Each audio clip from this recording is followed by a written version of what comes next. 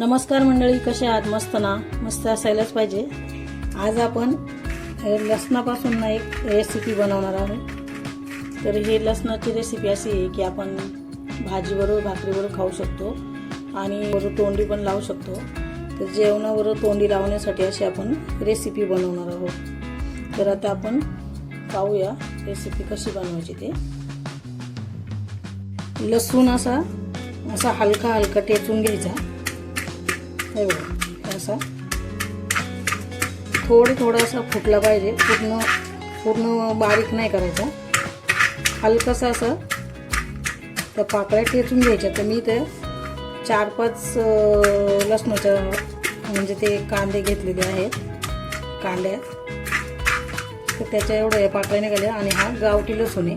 हे बघा, असं याप्रमाणे टेचायचं आहे.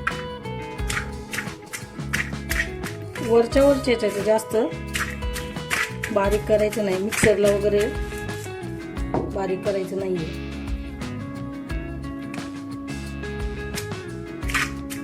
तर बघा, आपला हा लसूण टेचून झालेला आहे.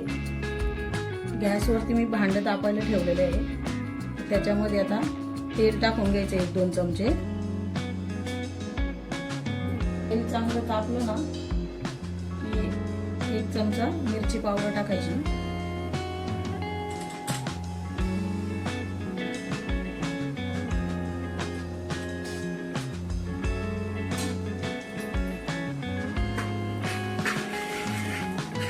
तेलात ना मिरची पावडर चांगली परतून द्यायची.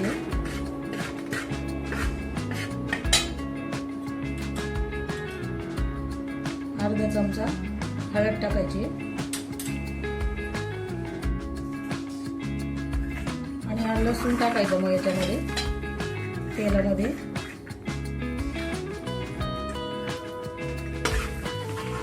लसूण चांगला परतून घ्यायचा.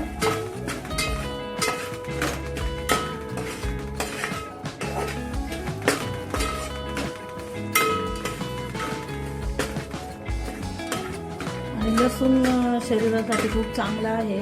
तर रोज आपल्या खाण्यामध्ये लसूण पाहिजे. भाजीमध्ये तर पाहिजे. आणि आपण कच्चा पण लसूण खाऊ शकतो जेवणाबरोबर.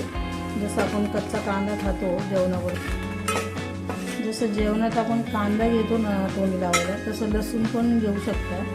तर लसूण हा खूप आरोग्याला खूप चांगला आहे.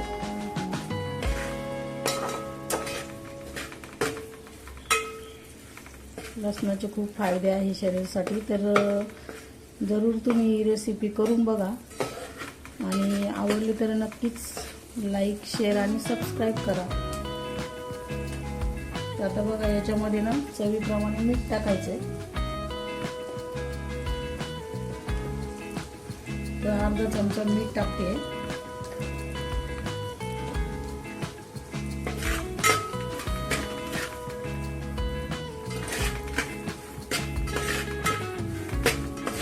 आणि हा 1 चमचा चाट मसाला.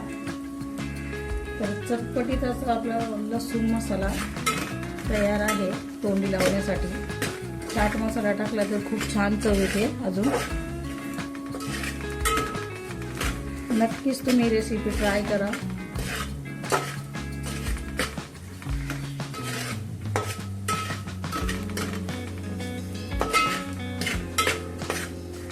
त्याच्यावरती थोडं 5 मिनिटं झाकण ठेवूया. पाणी बिलकुल टाकायचं नाहीये.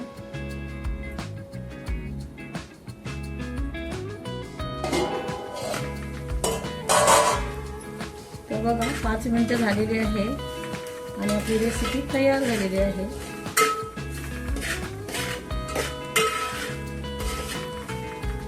आपण डिश मध्ये काढून घेऊया.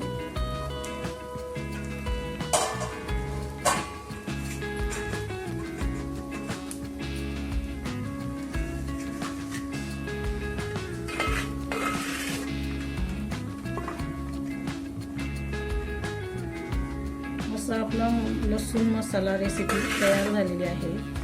तर तुम्ही नक्कीच व्हिडिओ संपूर्ण पहा आणि आवडलं तर लाईक, शेअर आणि सबस्क्राईब करायला विसरू नका.